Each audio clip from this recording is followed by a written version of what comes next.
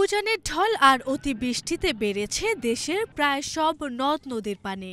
উত্তর অঞ্চলে নদীগুলো বইছে বিপদসীমার ওপর দিয়ে, এতে প্লাবিত হচ্ছে চর ও নিম্নাঞ্চল।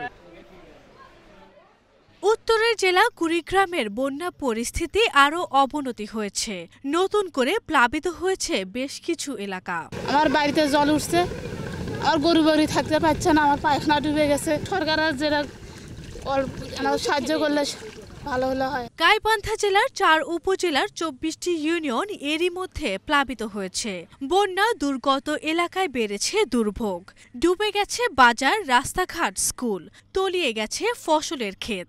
এসব এলাকায় দেখা দিয়েছে বিশুদ্ধ পানিসহ শুকনো খাবারের সংকট। আমাদের এই অনুমোদন এবং প্রকল্প বাস্তবায়ন কর্মকর্তা সহ এসেছিলেন, আমাদেরকে ১০০ প্যাকেট দিয়েছিলেন, খাবারের প্যাকেট এবং চাল ডাল সহ। আমরা সেগুলো আজকে বিতরণ করি। ইতিমধ্যে আমাদের ৫৭টা আশ্রয়কেন্দ্র রেডি আছে।